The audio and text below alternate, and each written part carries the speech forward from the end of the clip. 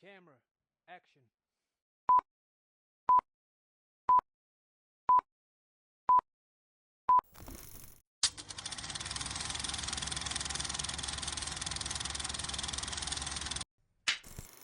Hey, welcome back, everybody, to another review. Today we're going to be talking about one of the newer horror films that just came out called Psycho Killer. So this is a movie that was kind of sort of on my radar. I never saw any marketing for it except for like one trailer maybe a week before it came out, and that was it. The only reason I ever came across this movie was because I think maybe in October or November of last year I saw the poster for it hanging in my theater, and I was like, I don't know what that is, but I'm intrigued by that. So that was it for me. And then, like I said, the one trailer that I did happen to see, I avoided it at all costs because I just don't like to watch trailers for horror movies because I never know if they're going to show too much or give away the entire story or, all that stuff. So I try to avoid it. So I don't know if they just had no, push for marketing or if I was just one of those people that did not see anything that was promoting this movie whatsoever. So essentially, this movie is about a satanic serial killer who is on this, killing spree, and along the way of that, he starts to be tracked down by Georgina Campbell, who her husband is involved in a incident with this killer,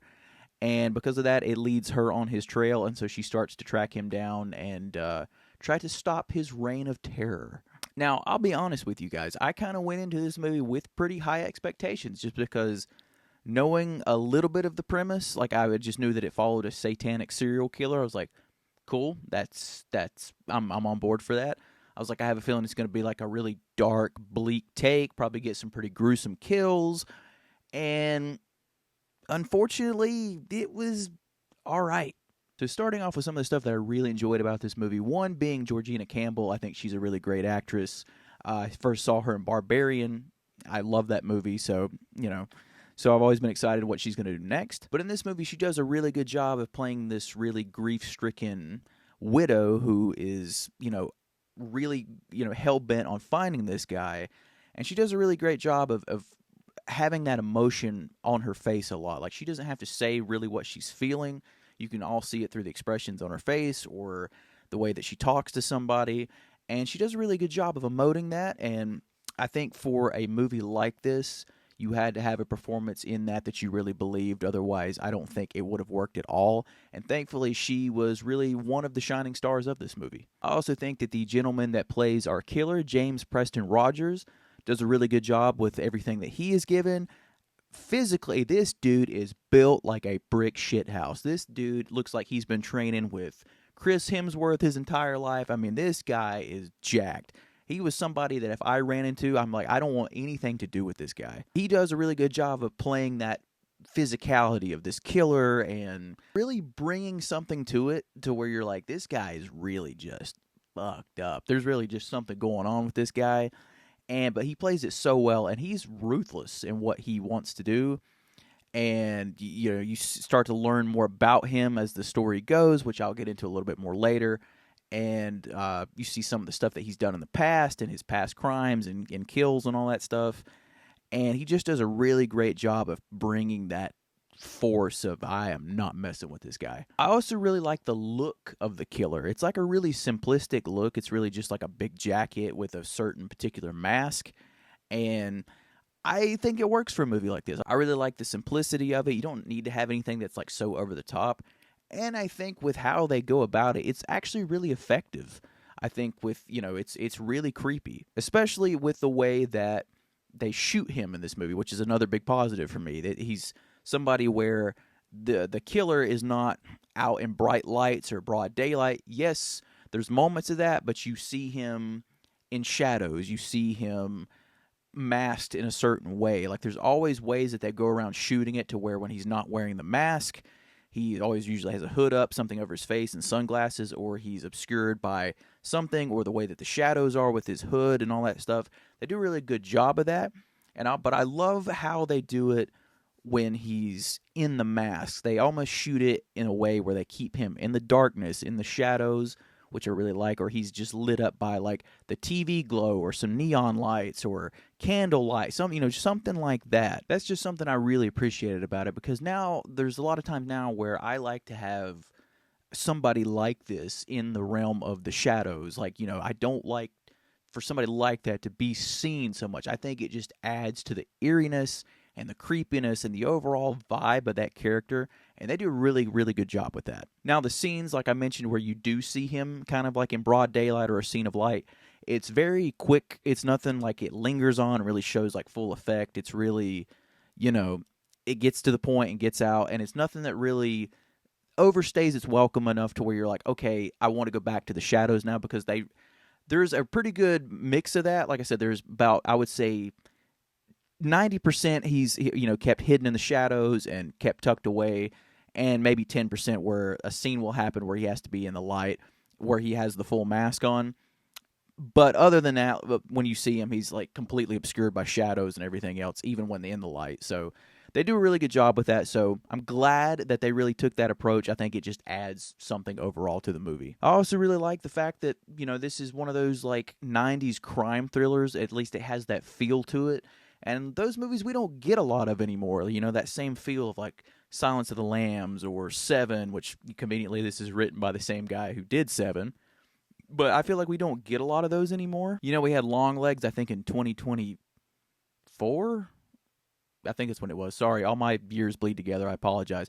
But I'm a big fan of that movie a lot. That movie was really good, in my opinion. I was really creeped out and really enjoyed that movie for what it was. I know it was overhyped, but anyway. I think the movie's really well shot. I think the way that they go about shooting certain things and the angles they use to portray certain things, and the way how they use, like I mentioned earlier, the way that they use their lighting and stuff, I think it's really well done.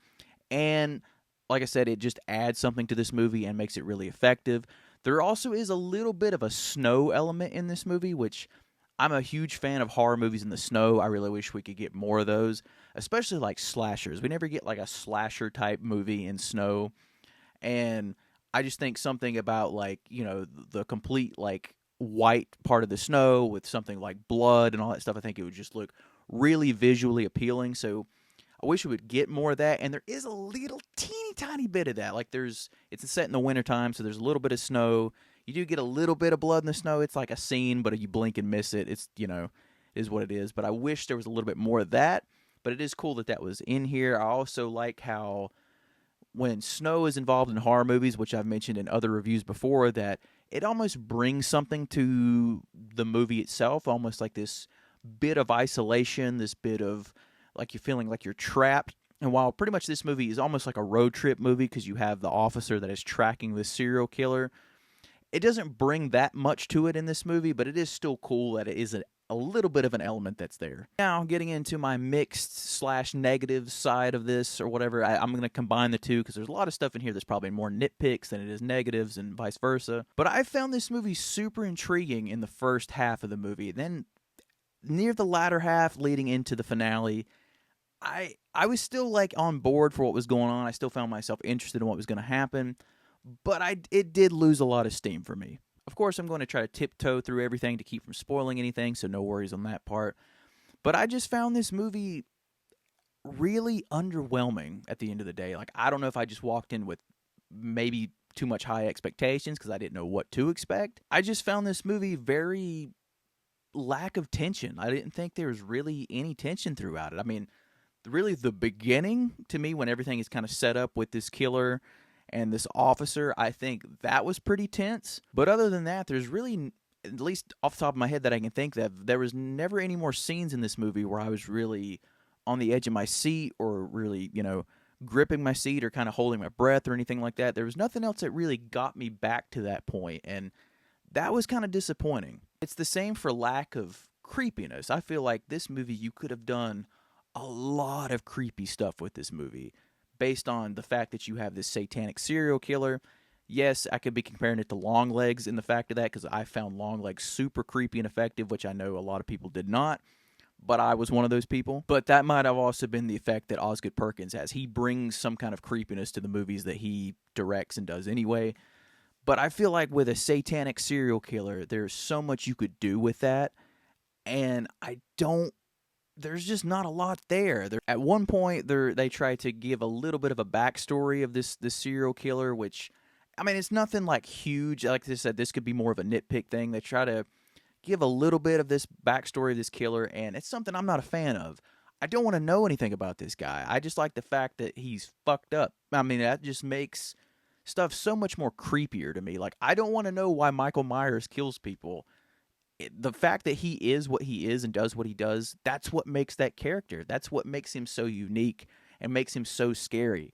And I want that in a movie like this. Like, this character who does all these sadistic, creepy, fucked up things to these people. And it's like, I don't want to know what makes him do the things that he does. I think that is so much scarier. So the fact that they try to dive a little bit into that, kind of took me out of it a little bit. So I wasn't really a fan of that. There is a scene in this movie. Malcolm McDowell is also in this movie, which I'm a big fan of. There's a scene where, without giving anything away, where they have to kind of meet up with each other. And the whole reasoning that he goes to this house with him and all that stuff, I was like, it just doesn't feel like a thing that a serial killer would do. I mean, I totally understand that he has a purpose in this. He's setting up to something at the end of the movie. He's got his own goals that he wants to reach.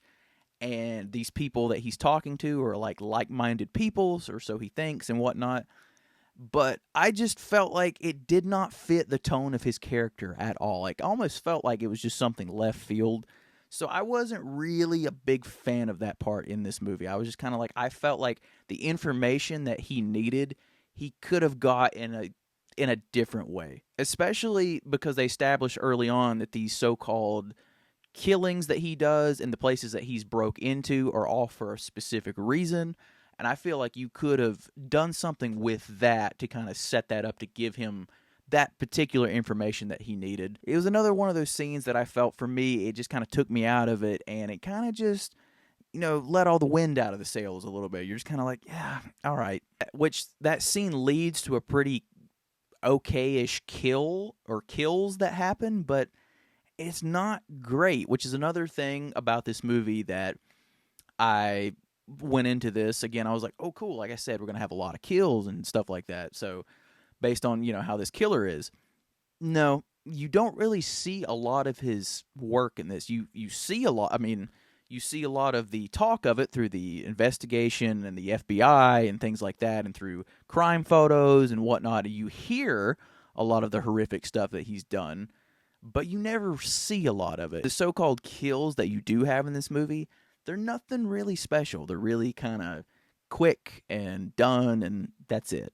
So, like, this so-called killer that is built up so much in this movie, you don't see a lot of it. And like I said, the kill that I was just talking about, or the kills that I was talking about, even it's supposed to be this pretty cool scene, it's okay, and there's this slow-mo CGI blood that they kind of use throughout it, and it just didn't work. Now, the thing with the kills could easily be a nitpick thing for me, because like I said, this movie, like I said, it's from the writer of Seven, so it could easily be going from more of that psychological standpoint, which is fine. But if that is the case, I wish you would have stuck to a much darker, interesting story than what we got. I don't mind this story at all. I think the story is very intriguing to an extent, but there's just so much stuff in between that really take me out of it. I really wish they would have stuck with the tone that the first half of the movie had, which was more of this cat and mouse back and forth game that they had going on. And then when you kind of introduce this other stuff into it, like I said, it's enough to kind of just take you out of it a bit. I also wish that the killer didn't speak so much in this movie. I wish they kind of dialed back his dialogue a little bit, because I feel like it kind of took away from his mysterious, part of him a little bit. Like, took away a little bit of that mystery. I mean, the dude's got a great voice, really deep, asserting voice, where I'm like, yeah, I'm going to listen to this guy. But I felt like it was overused. I wish they would have found a fine line or walked a perfect balance of that, and I just felt like it was way overused. And if I'm being honest, I wasn't really a fan of where the third act went, like what his overall plan was, I guess you could say, like, what his end game was. I mean, I understand why he sets up why he's doing what he's doing. And again, it's a part of a cult and this satanic thing, which I know nothing about this stuff. I mean, I've listened to podcasts and documentaries and stuff about, stuff like this. But other than that, like, I understand that a lot of these people that do stuff like this have an MO, and I just felt like where it went, like the movie, it tried to be bigger than it should have been. Like it did way more than it should have.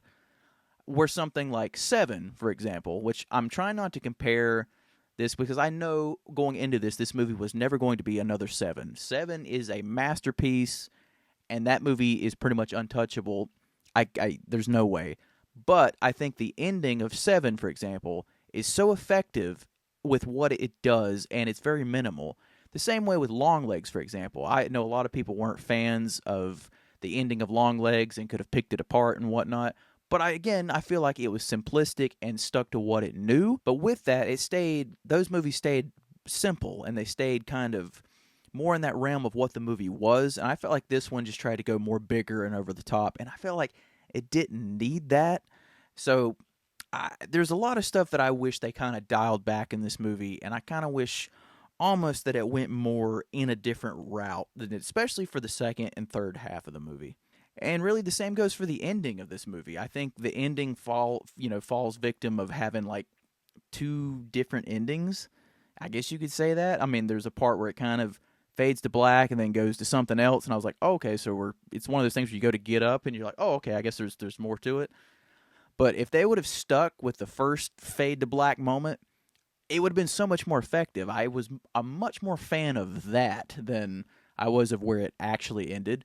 With the first thing that they did, it kind of leaves on this note of this almost like it lets you linger on something, lets you think about stuff, chew on something, lets you think about some things for yourself. And I was a big fan of that. I was like, oh, this is cool. I actually really liked how this wrapped up. And then when we got to the final ending of the movie, I was like, okay. I was kind of just like, all right, so kind of, set stuff in stone and, all that good stuff. That a typical way for one of these movies to end, which I guess the first ending could have been a typical way that they could have ended stuff. It is what it is. But I don't know. I just felt like there was more oomph to that ending just to let you as an audience member stew on something and linger on something instead of just being like, here you go. I wasn't a fan of that. So overall, I mean, I walked out of this movie, like I said in the beginning, really kind of disappointed. Mainly because it could have been I didn't know what to expect, or maybe I had my expectations too high. I don't know. To me, it was just an easy sell for me. I mean, you have this mystery with this satanic serial killer. That's perfect. That's all the setup I need. And I just wish that the latter half of the movie was more like the first half, and I just wish they dialed some stuff back. And I really wish they could have added more of the creepiness to the killer and more tension throughout the movie. So there was just a lot of stuff lacking. So at the end of the day, I was disappointed with this. So I don't know for sure if I would say run out and see this movie. This is one that probably will be on VOD pretty soon. I mean, you might like the movie. I don't know how overall reception is going to be to this movie. I am very curious about that. But this is my own personal opinion. So just know who you are going in. Just temper your expectations a lot. I mean, obviously don't go into this movie thinking it's going to be another Longlegs or another Seven or anything like that, because it's not that. It's its own story, which I appreciated.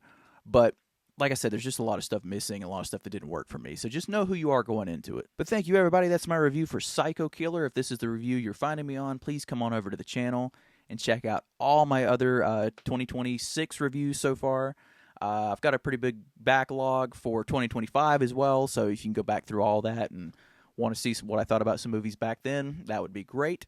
If you have seen this movie, please comment below and let me know what you thought about it. I am very curious.